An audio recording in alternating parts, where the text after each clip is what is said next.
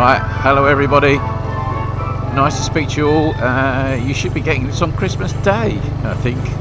It's not really what we call a Christmas present, is it? I thought I'd just put this out really, just to firstly just so you can have a nice look at this bike before we roll it, the Triumph x-75 Hurricane. But also just as a thank you to everybody that's supported the channel this year. It's got off to a fantastic start, and I've been really over the moon with the way that it's gone. Tested a lot of bikes, played around, messed around. Hopefully you're getting an understanding of the just going to close my lid, an understanding that I don't take myself too seriously. Hence why I feel myself breaking down on classic bikes and all the rest of it. But it's been a really good year. Nice to see some of the people doing the comments that I've replied to, and you know, seeing your comments every time, and it's nice because you get that little connection with people, and it's been really good, and it's a good banter going on between everybody, so that's really good. And it's also just to say have a great Christmas, like you're having a great day.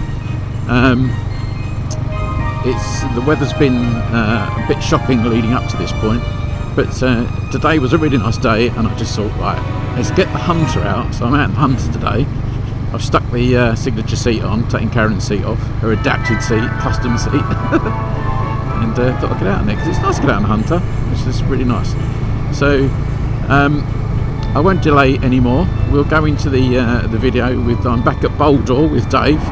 And because somebody asked about the x-75, they could see in the previous couple of videos, so I thought, right, we'll do a little bit of a video. So I stayed on last week, and we did a bit about the x-75. Really interesting bike, and it's connected to the FBI in America and all sorts. So it's a really funny little bike, but a beautiful bike.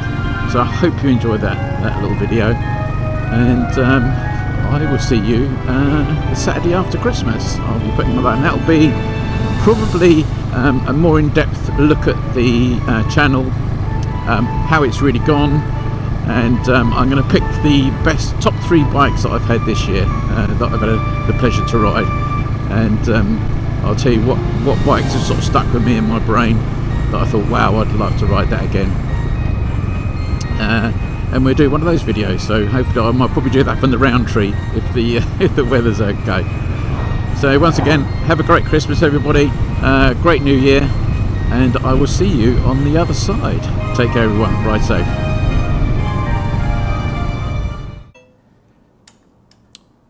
Right, as promised, we're back at Dave's. Well, we never really left. If anybody is just carried on into the next episode. It's the same time. The same time, yeah. Well, we make it look like we are.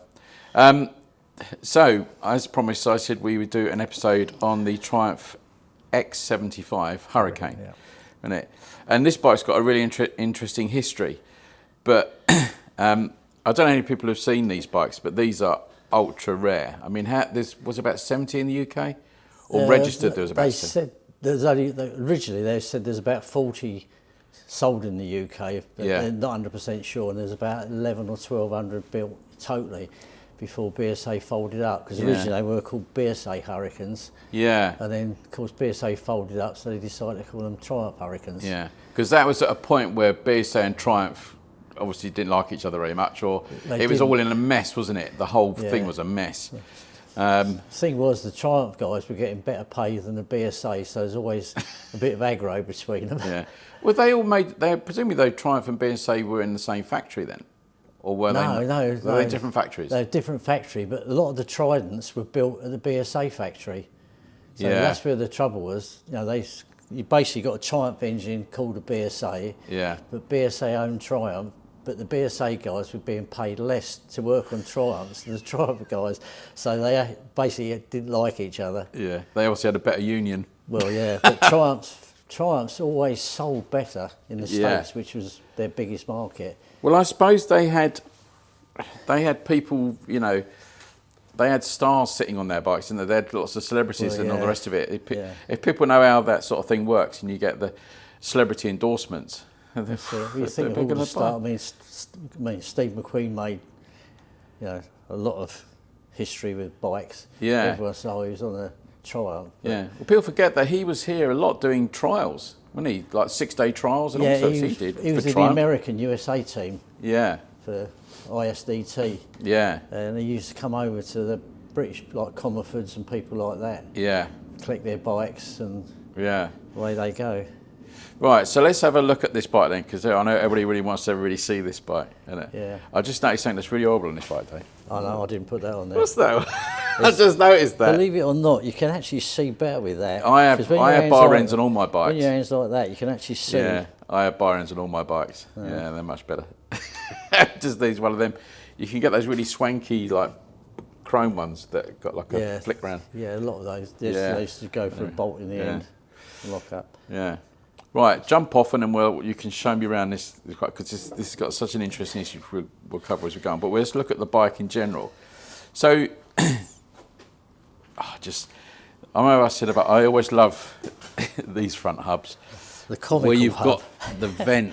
Oh, I love that. Yeah. Oh, God, I just think this is Yeah. so cool. They was- And you got the fence down here. They came out, I think it was about 71, Yeah. on the new BSAs and Triumphs. They used to be called conical hubs, and Yeah. because everyone said they was rubbish, they used to call them comical. Yeah. They didn't work. But But this it's, one, it's all this I love. It's just Yeah. the way that it's all cast. Yeah. It's so but this pretty. one's got extended arms on it, which give it a much better More leverage for the leverage, braking. yeah. Yeah. So let's start with the original history of these bikes then. So this bikes didn't start life like this, was it? And we're going to talk about Craig Vetter in a minute. It was a 68 Rocket 3. Which was a BSA Rocket 3. BSA, yeah. Yeah. Where they got the engine leaning forward of 5 or 6 degrees or whatever it Yeah, is. there was a difference, wasn't it, in the way that the Triumph and the Yeah. BSA angled the engine, Yeah, wasn't Triumphs were vertical, Yeah. BSA's leant forward. Yeah. Which in a lot of ways looks nicer. it? Yeah, I think it does. Yeah. Yeah. But, So that's a shame because I'd forgotten you had a Rocket 3 in it, didn't you? yeah, it's only just gone. Yeah, it's only just gone, That yeah. was a 69 Rocket 3, I think it was. Yeah. But the bike itself wasn't very successful, was it? The looks were awful. Yeah, well, because for the Honda time, even then they 754 didn't like. came out, and that just about killed them off. Yeah. But everyone, Americans like old style, the export swamp tanks. Yeah. And of course, BSA put one designed by a car man, put something that looks like That's right. a jerry can on the top, painted it red. They call it a style, and they Yeah. didn't like the 3 exhaust pipes coming out of the back. Yeah. Not this one, but there's like the ray guns with the 3 little pipes. Yeah. So they sent out what they call beauty kits. They sent out different silencers and the proper Bonneville tanks. Yeah.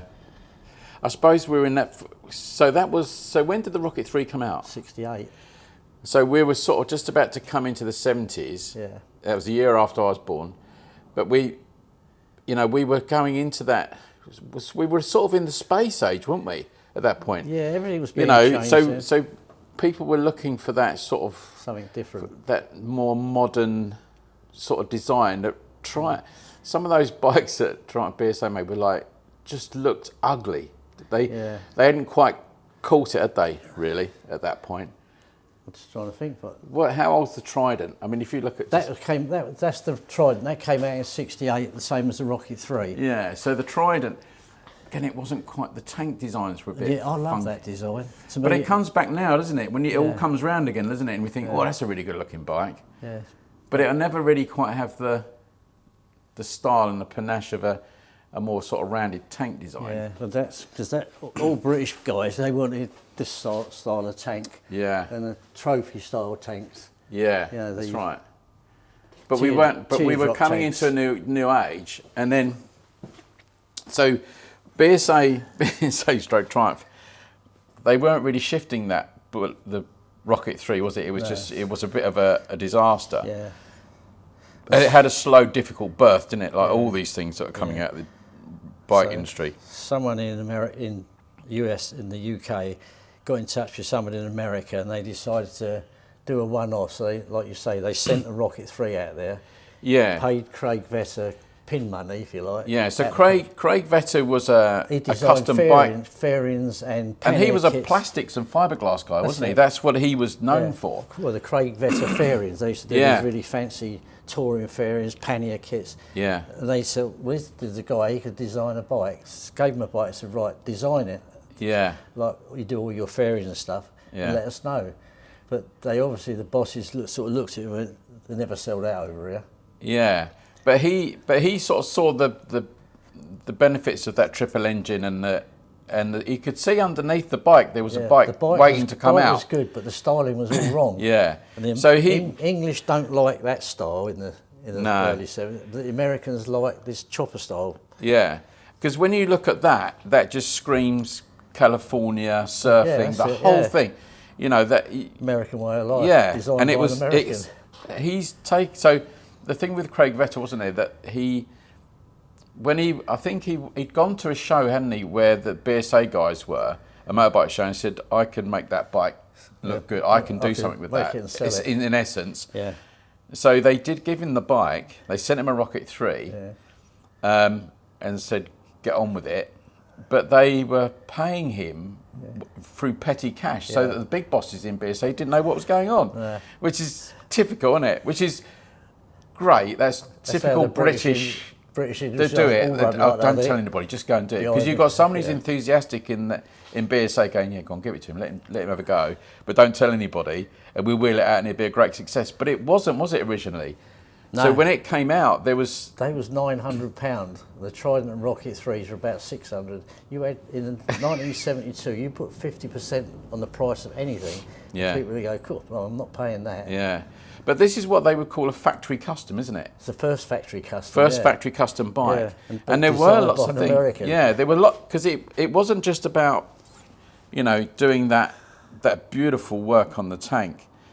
There was other bits when Vettel didn't like the angle of the fork, so he raised the fork. I think it's about 2 inches. Yeah, he put longer. blocks in there. He machined some blocks up. Yeah, they machined all these aluminium yokes, which is normally just like cast iron things. Yeah. He'd done all that, changed the tank seat unit. He redesigned the cylinder heads to make it look a bit... Made the fins bigger, didn't they? Yeah, they changed this the fins. Way. Yeah, they used to be just round up, so he changed the cylinder head. Yeah. Silly little things like that. The carburetors are all got this fancy finish to them. I don't know what it is, but the standard ones are just aluminium. But it's a job to see. If you see the alley... Yeah, it's different, isn't it? It's like I don't know whether it's ceramic coating or something like that. It could be some sort of coating. The carbs are totally different. Yeah. Put the 3 exhausts on it, aluminium rims. But a little thing, when you think that's the mark of a great designer, is that when they even just like, no, we need to make the fins longer. We need to make the fins stick out. It'll change the whole look of the bike, and it does. Well, Triumph could have done that. How much is it going to cost them to just put longer fins when they're casting them? But they just didn't do it. But obviously the big thing in the room is that exhaust, isn't it? I mean, that's because what was the Rocket 3 exhaust like then? The same as that. It was just same as that. So it was a great big ray gun with three things to get. Yeah. And so the design between this, I mean, that's the vertical engine of a Trident, and you can see on that one the Rocket 3's lent that way. They changed the cases, but all the internals are basically the same. Yeah. Because when you think about what is the difference between that in purest form, that looks like it's just sitting still. Yeah. When you look at that, it looks like it's doing 100 miles an hour when it's sitting, when it's not moving. That's it. Because of those odd little quirks and how they done. Because the exhaust, I mean, that's a reasonable amount of work, isn't it? Actually, that's bloody one piece, isn't it? No, there's you've got three separates, haven't you? But they've got the turn up there. There's like a little link block in between them. Yeah. But they're actually 3 separate silencers and 3 separate pipes. You can understand why it was expensive. You can see why it was expensive. Yeah. But I think didn't some executives to try and get it through the accountants was like, we can charge a premium price for it. Yeah, and that's what it was all about, wasn't it, in them days? And it's not cost 50% more to build that, I know. No.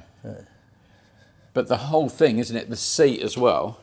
And when these seats velcroed on, originally the seats were velcroed, weren't they? This one is actually bolted to this frame. Yeah. And these are just on these unscrew those, and there's 2 forks that go down. Yeah. And it lifts up, and then you've got a centre bolt in there. Yeah. Same as the BSAs and Triumphs and other ones. So that is a steel tank inside of the fiberglass. Yeah. shell. So the actual fuel isn't in this part of the skin; it's actually inside if you feel under there, you can feel. There's actually a 2-gallon tank built into it. But that's a beautiful piece of design. Yeah. Isn't it? That's an absolutely beautiful piece of design. Yeah. And you can imagine turning up on one of these at the surf bar with all the girls. Every time you leave it outside, people stop, take pictures of it. They've never seen anything like it. Beautiful, isn't it? So the early versions of this were badged BSA, weren't they? Yeah, well, BSA, it was designed by Rocket 3, so it was a BSA. Yeah. And because BSA folded up within 3 months of this being designed, they decided to call it Triumph.